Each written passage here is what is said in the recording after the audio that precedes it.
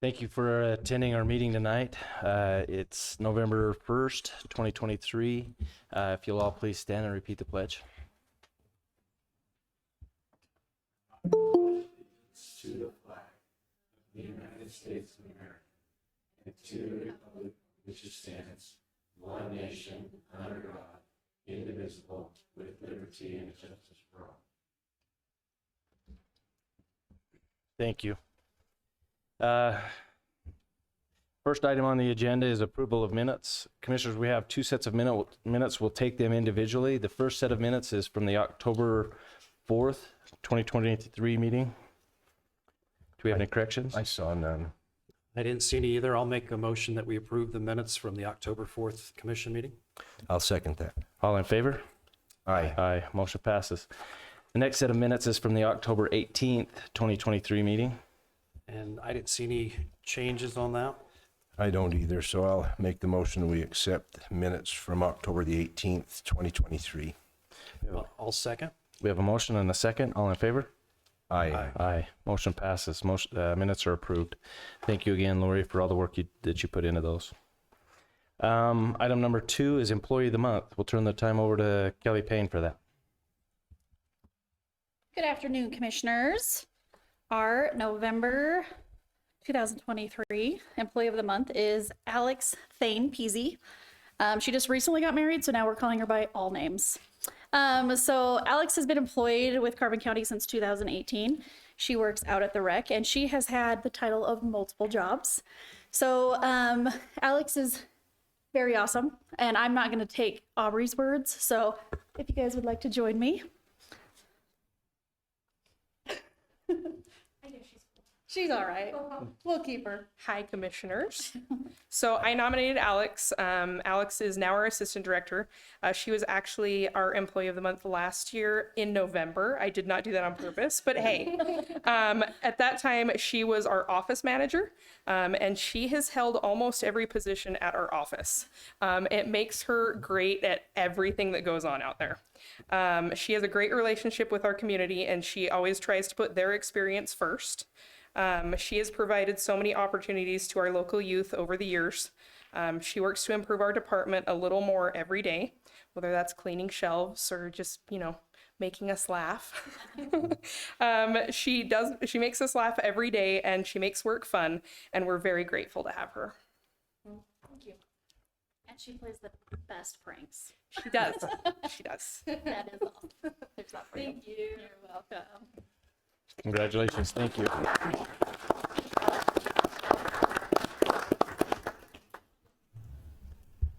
If Alex doesn't want to say anything.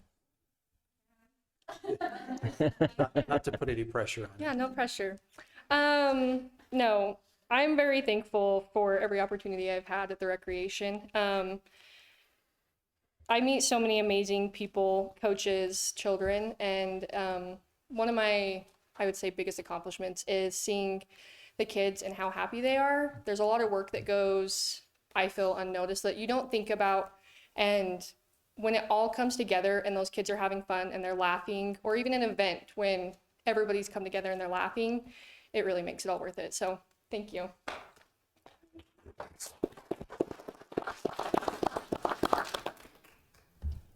Again, thank you for all you do out there. Item number 3 is the Super Service Award. We'll turn that over to Shani. Yes, thank you. I have the privilege of honoring our Super Service Award today to Tim Riley. And this is what the nominee had to say about Tim. Since taking on the role of museum director in 2020, Tim Riley has strived to make the Prehistoric Museum an indispensable resource for tourism and the community. Just his efforts alone to get the visitor center located back at the museum makes him deserving of this award. Along with his decision to be open on Sundays when more people are traveling through and can visit, his efforts to increase museum access and engagement, and his efforts to better publicize the museum and its exhibits. He is always willing to talk to visitors and answer their questions in a welcoming and friendly way. The museum has had its highest ever recorded visitation since Tim took over, and there is good reason for it. I can't imagine anyone who is more deserving of this award. On a personal note, I've known Tim a long time. When I worked at the college and now at the county, we have reached out to him several times to give tours in the museum. He's always willing and available and does a fantastic job. In fact, if you have not been on a tour in the last couple years, I highly recommend you do so. So it's my honor to give this award to Tim.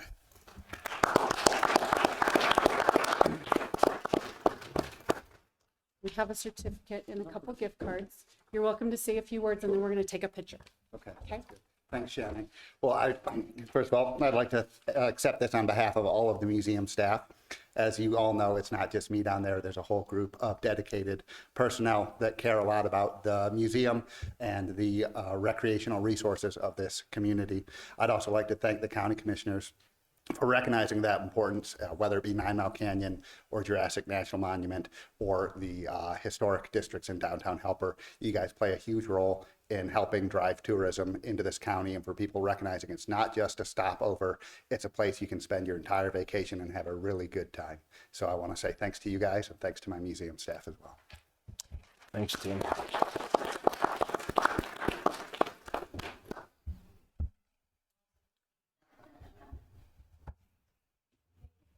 Thanks again, Tim. You're doing a great job. Item number 4 is open sealed bids for sheriff's office vehicle. Seth? We didn't receive any. Okay. I'd make the motion, we let the sheriff and Commissioner Hopes find a vehicle. Okay, well, look, so the bid advertised for one, we're actually doing 2 of the same vehicle. So buy 2. I'll That's my second that. motion. I'll second that motion. We have a motion and a second. All in favor? Aye. Aye. Motion passes. I might mention that this is what we're seeing. There was a truck purchased just this last week, and the same thing. We had no bids come in, so we just had to go find one. That works. Okay, item number 5 is review and possible approval of a sale of East Carbon Tower. Barry, do you want to talk about this a little bit and explain what's going on? Commissioners, a couple of years ago, we made improvements to the East Carbon communication site, which actually resides at East Carbon City Hall. East Carbon actually allocated the funding to replace the tower that we are now occupying. Since we vacated the old tower, we saw it fit that since they purchased the new tower, they should get the old tower. And so this contract of sale would transfer ownership from Carbon County to East Carbon. Okay, no questions? I don't have any questions, but the terms are rather steep. They are. You may want to kind of divulge those. And Hopefully East Carbon can come up with $1 to purchase the tower. So it's pretty steep. You drive a hard bargain. I have no questions either. Okay. I'll make a motion that we approve the sale of the East Carbon Tower. I'll second that. We have a motion and a second. All in favor? Aye. Aye. Motion passes. Item number 6, review and possible acceptance of Southeastern Utah Association of Local Governments offer to purchase 4 building lots in Wellington for the purposes of building affordable housing under the Self-Help Home Program. Commissioner Jensen, you've been lead on this. Do you want to explain what's going on here? I do. So in 1983, the county received in a non-payment of tax 4 building lots, and the goal was for those 4 building lots to be used for this self-help program. And in moving through that process, we've run into a snag where there needs to be some additional survey work and a new plat put together. So we need to table this until we get a little further along in that process. And so for example, the documents that we have right now do not have the actual legal descriptions because there needs to be some adjustments in the survey work. Okay. So We have I'll go ahead and make a motion then that we table the Southeastern Utah Association of Local Governments offer to purchase the 4 building lots in Wellington for the purpose of building affordable housing under the self-help home program. I'll second that. We have a motion and a second. All in favor? Aye. Aye. Motion passes. Item number 7 is review and possible acceptance of a lease purchase agreement between Carbon County and Yes, Umpqua. Umpqua Bank Equipment Leasing and Finance for the purchase of 2 cars for the Recreation Department. Commissioner Martinez, do you want to talk about this one? Yeah, I'll take that. This is already a lease that was purchased and done and completed in 2022, so it's not purchasing more leases. The lease company that we originally got the lease from sold to another. So the form that they've asked us to approve is a resolution, basically authorizing 2 people, up to 2 people at the county to be responsible to do contracts, a point of contact, if you will. So we're not purchasing any new vehicles, sorry, ladies. But it's just a formality with the new lease company that they want to just identify who the contacts are for the county. Okay, and those 2 points of contact, yourself and, I would like to be one, and then Lynn, do you think it'd be wise to have an attorney? Sure. Okay, okay, so we could name possibly myself and Lynn. okay.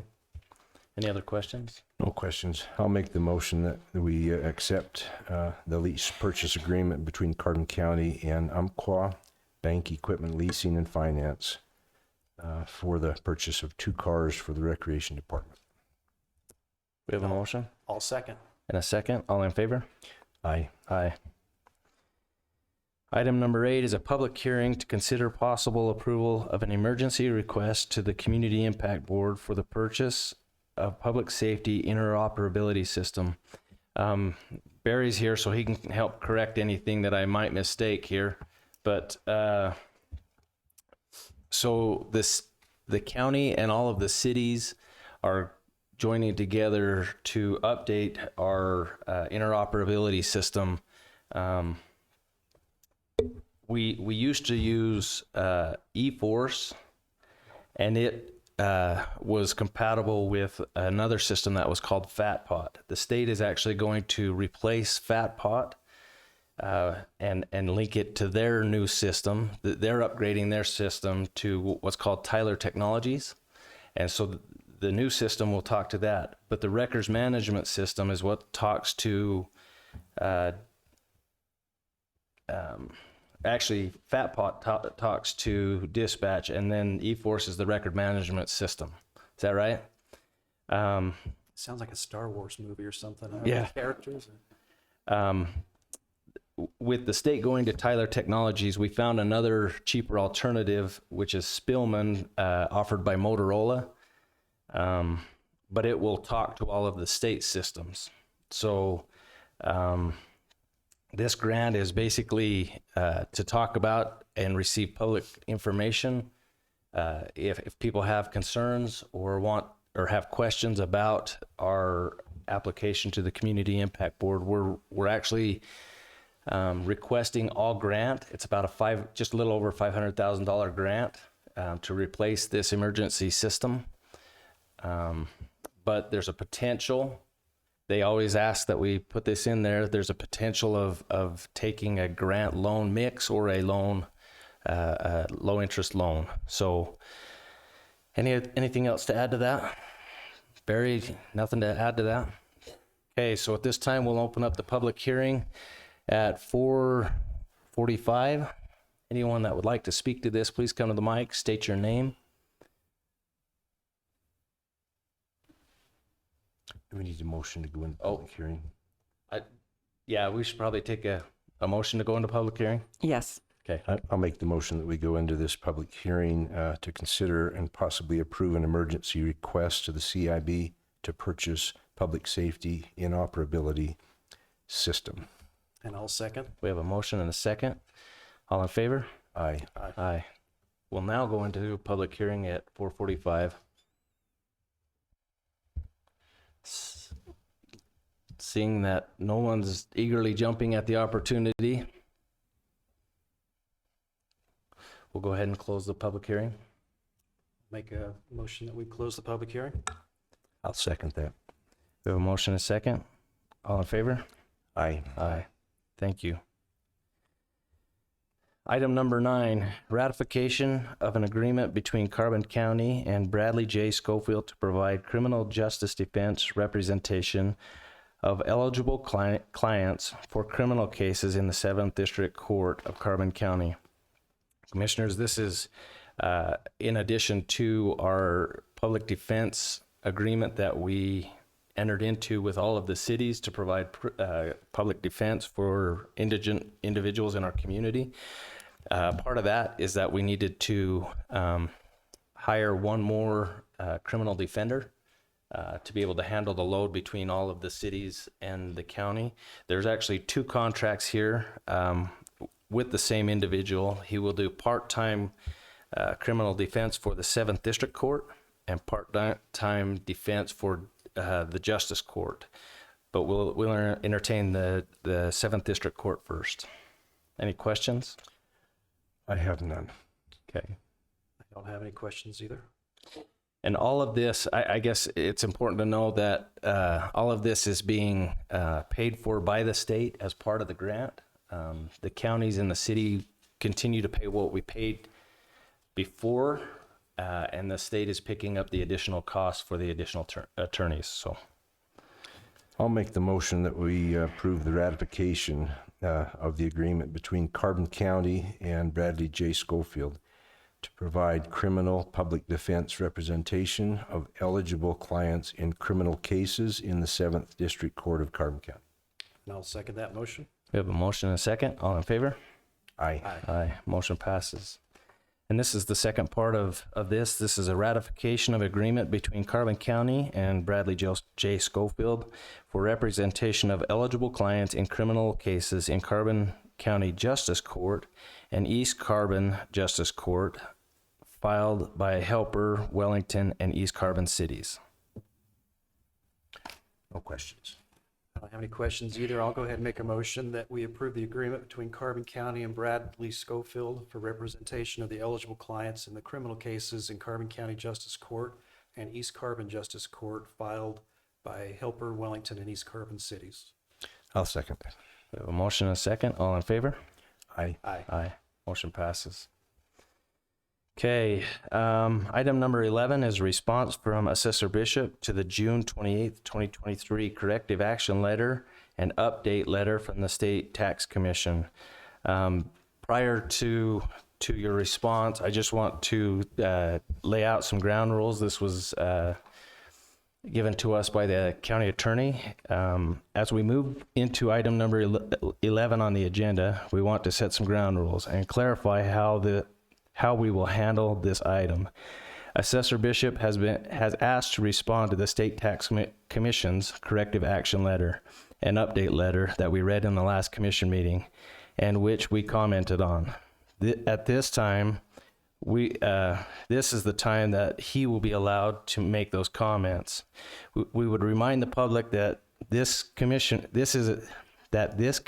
meeting is a meeting at which the commission transacts and discusses its business. In short, it is the commissioners' meeting to take care of items that specifically require their attention, and it is their opportunity to discuss those items publicly. While it is open to the public, while it is an open and public meeting, which means that the public is invited to attend and listen, it is not an open microphone session nor an open forum. Further, his agenda item is not a public hearing, meaning we do not intend to take public comment at this time. Additionally, no persons will be authorized to speak unless requested to do so by the chairman. This is not the intention of the chairman it is not the intention of the chairman to open the meeting up to comment. So please do not raise your hand or speak out or shout out from the audience. You will not be recognized. If the chairman wishes to hear from you, he will call on you. We will now invite Assessor Bishop to come and make his statement.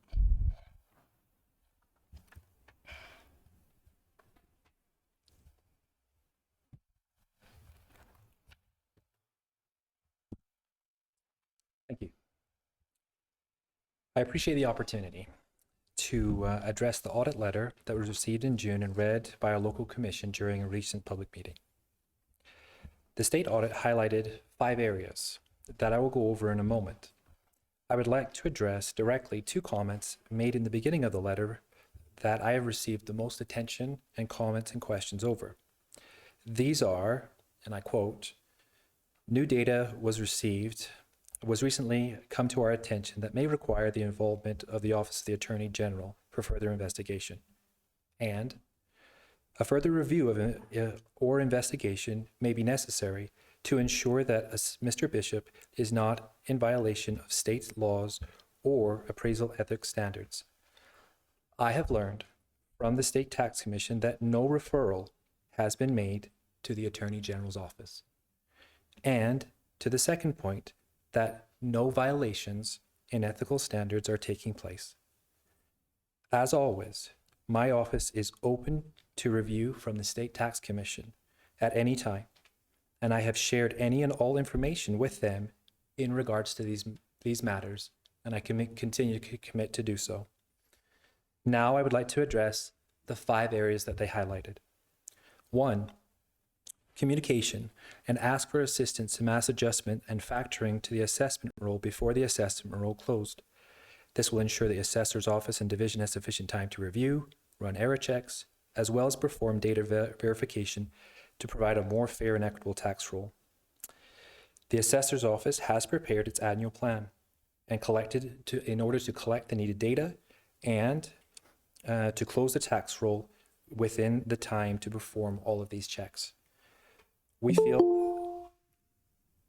feel that we will have sufficient time to be able to do that this year, and would highlight that while we will make every effort to close before to perform these checks, over the last 3 years, we have increased the market value by close to $1 billion. And when increasing values of this magnitude, it is important to take all necessary time to be able to ensure that the decisions that we are making are fair and equitable.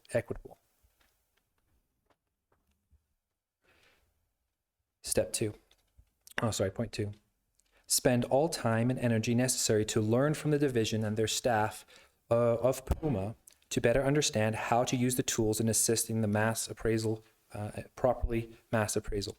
to work closely with PUMA staff to make sure that the data is not only pushed correctly, but to the administrative system, but also that the 2023 data is rolled over to the 2024 tax year correctly in subsequent years.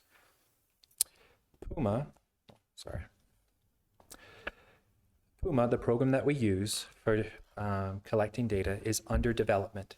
And several counties have refused to go on to it until the functionality and bugs are worked out. I sit on the MCAT Executive Committee and am deeply involved in the guiding decisions of this program and its funding. PUMA is the best program out there that is available to assessors. However, it is not perfect.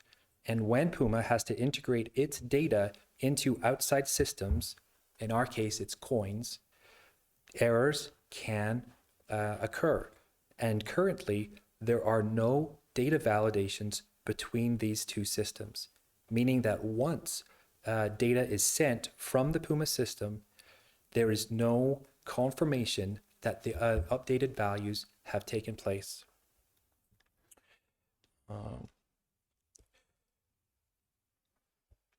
This right here is a printout of all of the changes and corrections that have been taking place in PUMA just this year. There are several hundred. These range from increased functional uses that we needed as assessors, as well as correction of simple bugs from things not populating correctly or reports that run in the background not holding values correctly. We will continue to work with the PUMA staff to ensure that the staff, that my staff is trained to the best of our ability, and that the workforce has the tools they need to perform the task each year. We do not have the workforce to maintain fully 2 databases, and we will focus all of our time and efforts in the PUMA system, which is the direction we believe the state is moving. Third, the division will perform a detailed review audit and investigation into the concerns surrounding the parcels that were in the detailed review area during 2023 tax year. The assessor will comply with orders and directions that are the outcome of this process. In the update letter, the recommendation has been given to redo the 2023 detailed review area. I will be getting more information and clarification from the state as to how they would like this to be seen. Because our memorandum of understanding, which is what we signed with the state, has already been produced, we will need to amend that to make sure that we have the tools required to perform what the state is asking us to do.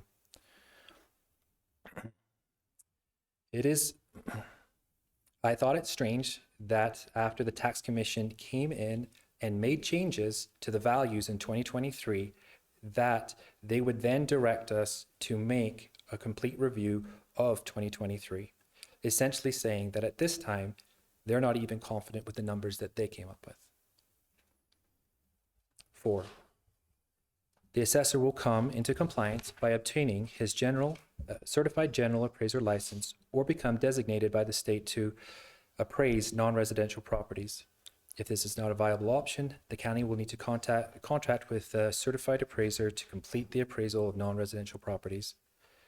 At this point, we are now compliant.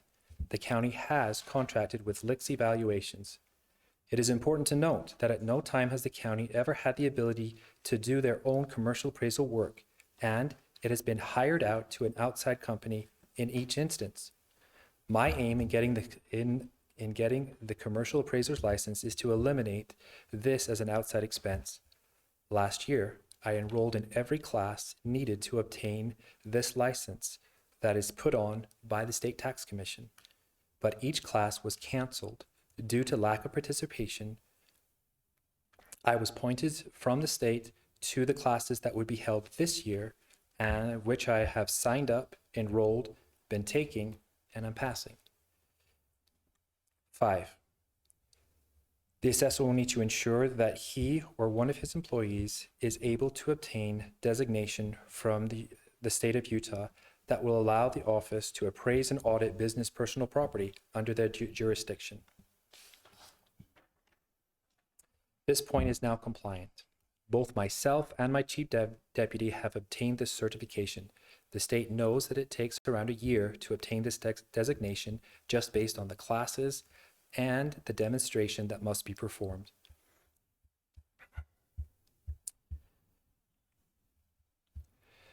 Those are the 5 points, and those are the assessor's office response to those 5 points. It is important to note that in the production of a fair and equitable tax roll, there have been several things that I, as the assessor, feel that I should bring to the public's attention. And I feel that by doing so, it will create a more transparent environment to what has taken place this year. The first is that my office has been repeatedly criticized for meeting with taxpayers and using the tools that we have in order to help them better understand how values were set and what a fair and equitable market value could be for their home. I have, in public, stated that I will fight for the lowest possible value to be assigned to a home. And that is only applicable when the value currently on the home is above market value and it is too high. It is also true to say that I would fight for the highest possible value if the value on the home was too low, because the only value that is allowed to be placed on the home is a fair and equitable market value. When we receive an appeal from the State Tax Commission, this is included in every single appeal. It says, "The parties are encouraged to continue settlement discussions. Neither the filing of this appeal nor any proceedings scheduled during this appeal process precludes further discussion or negotiations between parties. The Tax Commission fully supports and encourages continued interaction between parties to attempt to reach an agreement on the outstanding issues. If the parties reach agreement prior to the hearing and submit an agreement to the Office of the Commission will issue the order of approval of stipulation. A stipulation can be found here." This is the guiding principle that I have always used to be able to meet with individuals that have issues with the current market value that may be on their home, and to reach negotiated settlement. There are many people that I met with this year that I disagreed with the value that was currently on there.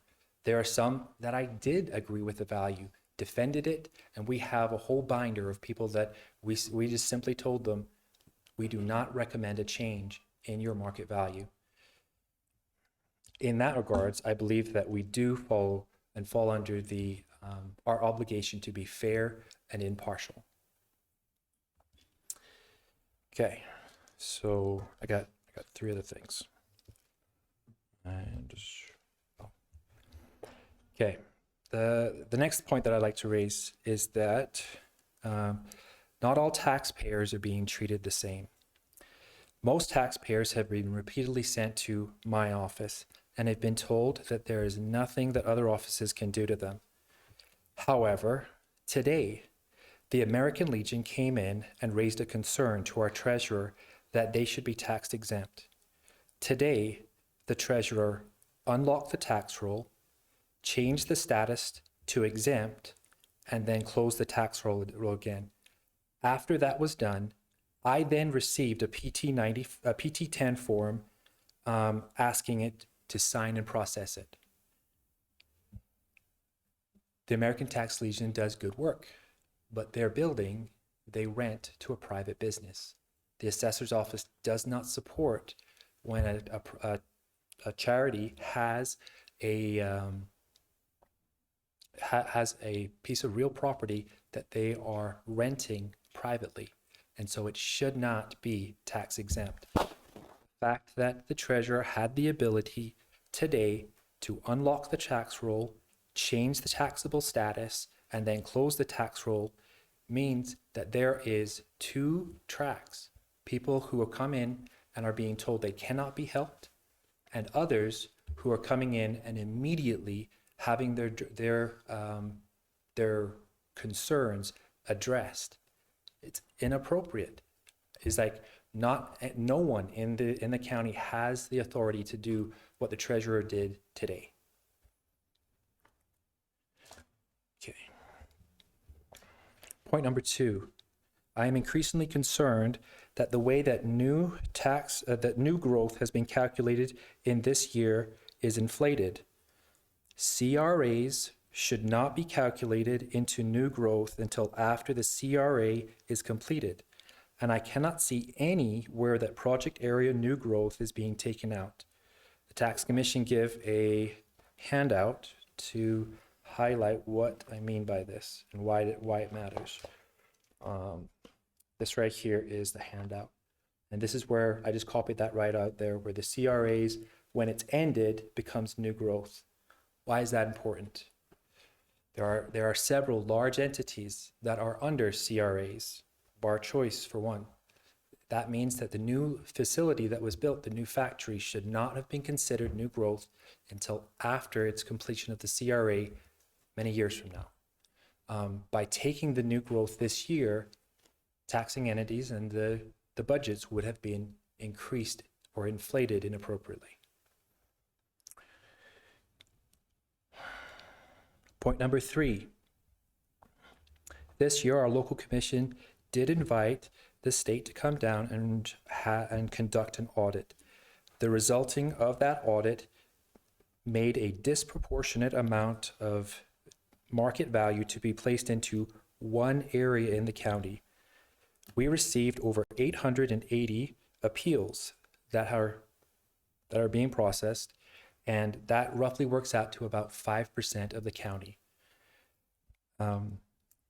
In the O2 area, where most of the value was increased by the state to include a 25% increase in improvements, that means the buildings, a rolling back of any lowered values in land to a higher value that was on the tax roll in 2022, and then an age-based study, which put in value based on the age of the property. In that area, in the O2 area, almost 50% of the appeals that we received were from the O2 area, meaning that you were 10 times more likely to need to appeal your value this year if the state touched your value. If they did not touch your value and you were in any other part of the county, only 5% came in. But of the ones that the state touched, 50% came in. Point number 4. This year, I think it's important to note that we had to deal in the assessor's office with the creation of lists. What do I mean by this? The treasurer and the clerk have created lists of parcels that they were unhappy with and have been sent to my office. The treasurer, and I'll be happy to put these lists out so people can see them. The treasurer has prepared a list where the vast majority of the properties listed on this list required little to no change. And those that did require change, we moved immediately to correct. The BOE process is the time when corrections can be identified. It is not the time when we look at a perfect tax roll. The clerk and the treasurer have no accountability to constituents or statutory authority to make these lists and to try to dictate values or exemptions that should or should not exist. Our office has been audited repeatedly throughout this year and has the highlight for the need for proper training, licensing has been given to us as a correction. These offices have none of these elements. I would ask the taxpayers, is your property on one of the lists created by the treasurer or the clerk? How did your property get on that list? And what is their accountability or benchmark for putting something on that list? Is your primary exemption being questioned by the treasurer or clerk? I understand the role of my office, and I will defend my staff as they learn to do their best in serving the community here. I hope that the Commission understands their role in setting an impartial budget and in setting the tax rate. Thank you very much. I appreciate your time. Thank you. Do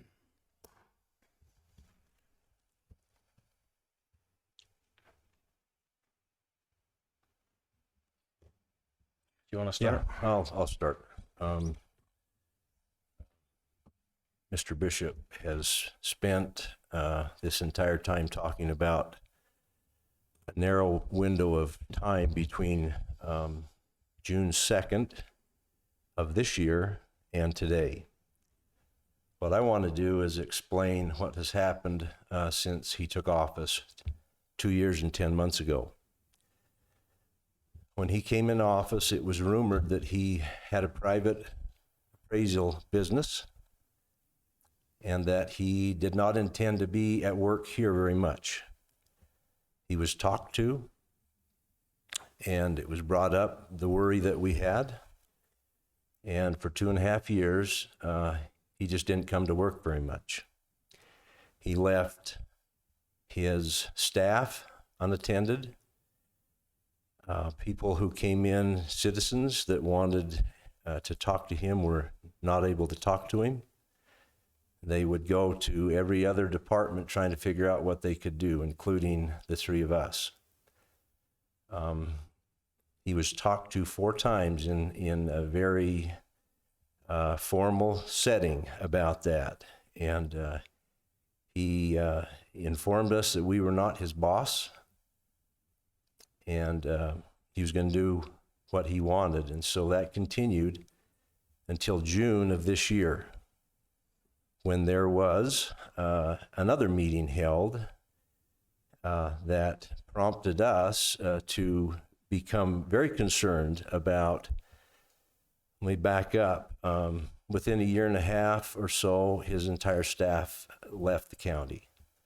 So he had to hire new people, and it would be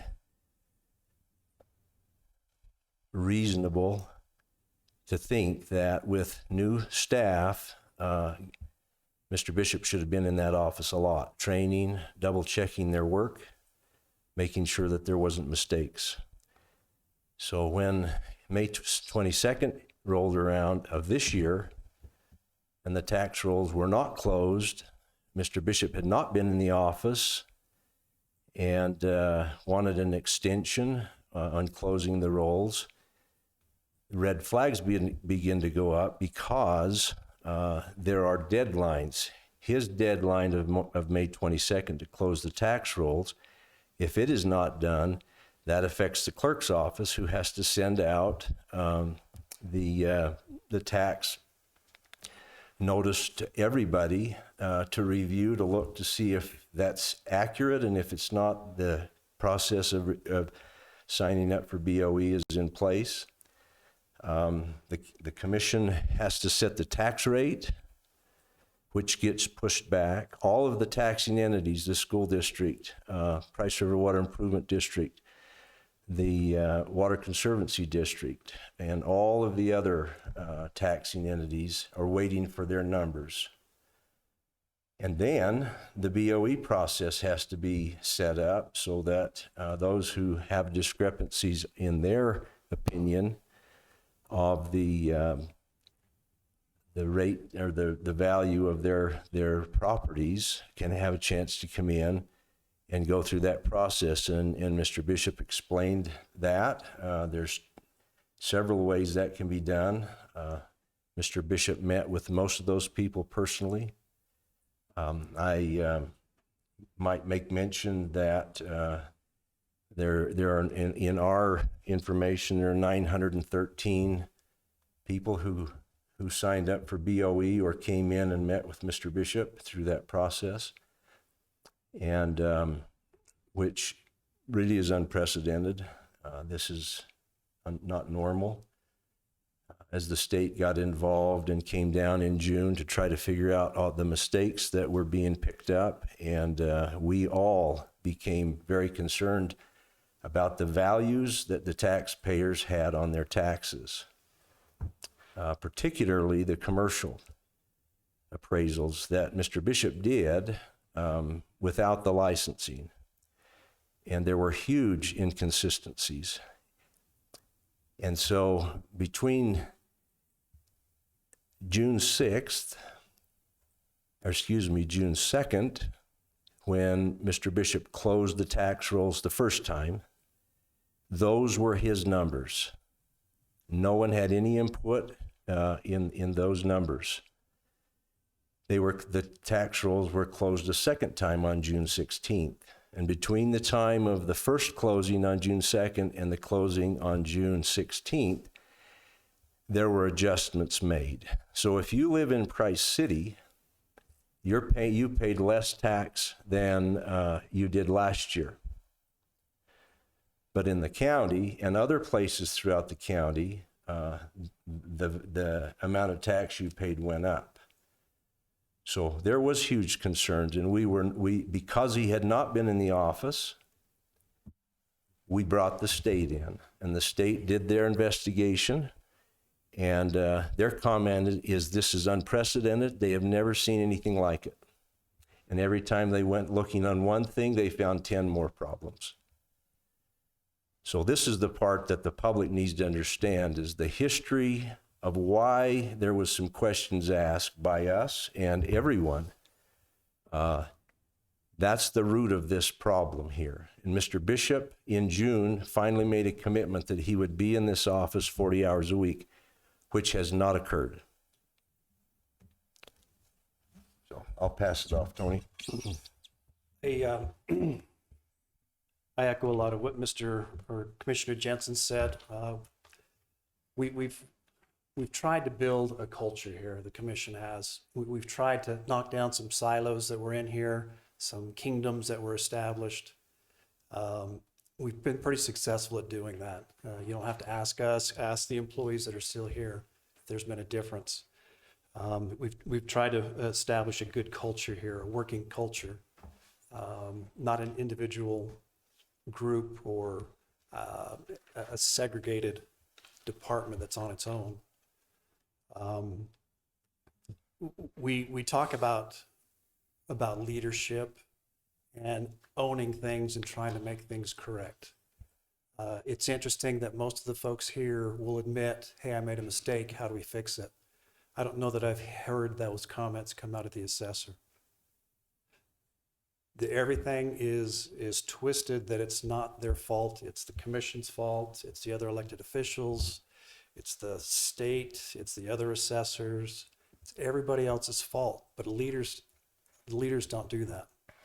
They assume the role that I want to make this fair and equitable for the community. What we're doing here is not a happy thing. Gillen, we've had, I don't know how many meetings with you. And I even told you to your face, Casey and I were in the room, that basic your attitude was like you were telling us to F off. And I just said those letters. I didn't say you swore, but all you focused on was not of your attitude, not trying to make it better, that I don't say those words. I didn't say you said the words. I said your attitude needed to be better with us. There's kind of an analogy that, since it's the World Series time, it's a baseball analogy that states that you can fool the players, but you can fool the fans, but you can't fool the players. And the players in this instance are a lot of the citizens. They don't understand the complexities of what goes on in your office. It's complicated. I think you would admit that. But those that are around it every day, the players, they see what happens and what does not happen. They see the communications, they see the frustrated folks that are in this area. We have taken the responsibility to solve this, and we will solve it. All we're asking for is those people who have created problems to own them and fix them with us. That's our guide. That's what we're going to do. This will be corrected. Commissioner Holmes. I think it's important to understand that at no point in time did we ever say that Mr. Bishop doesn't have the ability to do this job. I think he's very capable. He has the license to do the residential work. He did do the commercial work without the license this year. There's no disputing that. I think he has the ability. I don't think he's put the time into it, into training his staff. There is not an appraiser trainee yet in his office. All of his staff are not designated, and they weren't designated until the state stepped in for any other licenses. That's important for the public to know. And that came about because of the investigations that were starting to be done. I think it's also important for the public to understand and to know that in the end, the tax pie, or the total taxes collected, is the same year over year. But what happens when the tax roll is incorrect is there's an unequitable distribution between taxpayers. I want to give you an example, a few examples. And this was printed out on October 17th of this year. Okay, there's a commercial parcel that in 2022 was valued at $356,449. Currently, it's valued at $69,521. That's a shift in taxation that I don't believe has been fixed. If it has, fantastic. But as of October 2nd, that has not been fixed. There are commercial properties that have a value for the improvement of the building, but they do not have a value for the land. Possibly, he's calculating the land inside that value, but these are the things that are, Mr. Bishop? Okay. These are the things that brought us concern as elected officials. They were brought to us by the clerk, or the auditor, who has a responsibility in state statute to review the work done by all offices in this building. Those were some of the errors that were brought to us. A whole stack of them. That's what's concerning to us, fair and equitable. He stated it. That is his statutory responsibility, is to provide a fair and equitable, not the cheapest, not the best for the citizen, but a fair and equitable so that the taxes are equally distributed, so that pie that we talk about in the end, the total taxation, is split based on the value of each of those properties, fair and equitably, not to give anybody the best deal. But because of the errors we were seeing, another one is, and I believe it's been corrected, but another one that was a piece of mountain ground that was placed under commercial designation. And they do have a portion of that is a commercial, should receive a commercial designation because they do rent out spots for campers. But instead of 1 to 5 acres being designated, the whole, and I can't remember, 2,000 acres, their tax bill would have been $20,000. Those are the errors that we were seeing. That's why we asked the state to jump in. It's not because we're going after Mr. Bishop. Again, we think he has the licenses and the ability to do his job. He just wasn't in the office enough to accomplish that. That's all I have to say. Anything else? I do.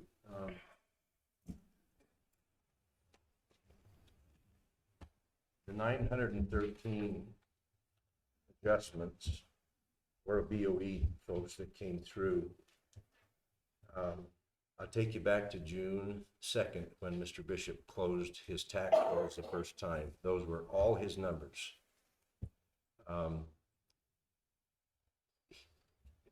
The assessor has issued 359 value changes to property. So over 1/3 of all of the properties that had adjustments, he lower than his original June 2nd values.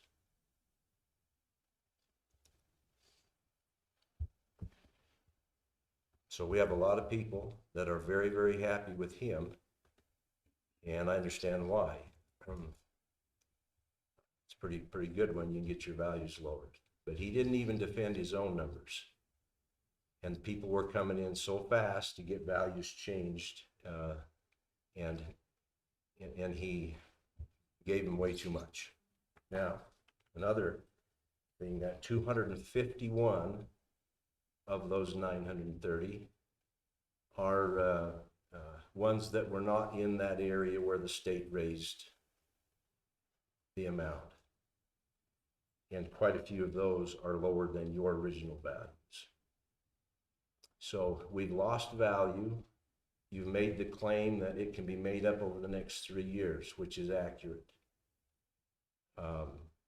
But those who got the break this year won't have to pay all that back. We all do. And the taxing entities this year will be shorted a fairly large amount of money.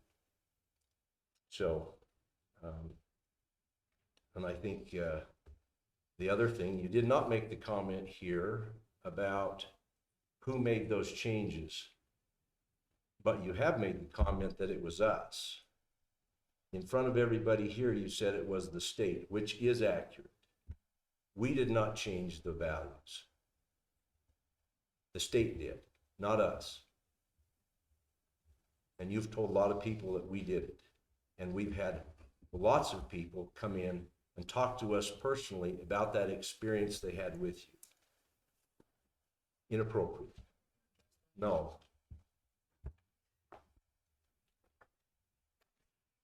Anything else? No. One thing I'd like to add to is that as the state said, this is unprecedented this year, but last year there were issues as well. they didn't feel that it was worthy of a correction action letter. But they did have another county, they said, that was worse, which turned out to be Wasatch. I don't know if anybody minds me saying that, but they had to spend millions, over $1 million to get some commercial appraisals done. This is going to cost the taxpayers for the folks that we've had to hire to try to correct the problems. We've got a person in there that's doing the residential and the land. We've got another person that's doing the commercial. This is going to be fixed, like I said, but it's going to come at a cost. We've tried since day one to work with everybody, like I said earlier, but it seems as though Mr. Bishop doesn't want to be a team player, and this is the situation that we're in. I do have one more thing. This is from the state code. Changes in assessment force and effect. The County Board of Equalization, who was the three of us, may direct the assessor to add to the amount, number, or quantity of property when a false or incomplete list has been rendered. Make and enter new assessments, at the same time canceling previous entries when any assessment made by the assessor is considered by the board to be incomplete or incorrect. The County Board of Equalization may increase or decrease any assessment contained in any assessment book. We do have authority. And all we're trying to do is make sure that the citizens of this county are treated fairly. All of them. And that has not happened this year. And it may have happened last year, but we didn't probe deep enough because you haven't been in the office and haven't been there for your people and the public and even for us and the other departments. That's why this got raised. And you got caught this year. You got caught by everybody. And you've got mistakes. You can't blame those all on Puma nor Coins, because both Puma and Coins have indicated you have not cooperated with them, and they would have helped you walk through this. You haven't involved the state like you could have and should have. Everybody involved makes the same comment. I would have helped, but he didn't want my help. He said he was okay. Even other assessors in this state offered to help you. So those are not lies. Those are straight from people involved very deeply, like Commissioner Martinez just mentioned. And we've been way too deep in it. Way too deep. This has burned up so much time of everybody's, it's unfair. We're not getting our work done. The clerk's office isn't, neither is the treasurer's office. And you've made a commitment to come. You've made a commitment to come, but we're still not sure you're going to keep that. And when the comment is made about this is the public's responsibility, we have no authority to remove Gillen from office. So this county has been paying Mr. Bishop, I believe, $78,000 plus benefits, and he's only been here part-time. I'm done. Do you have anything? Okay, I'll entertain a motion to adjourn. Make a motion, we adjourn. We are adjourned.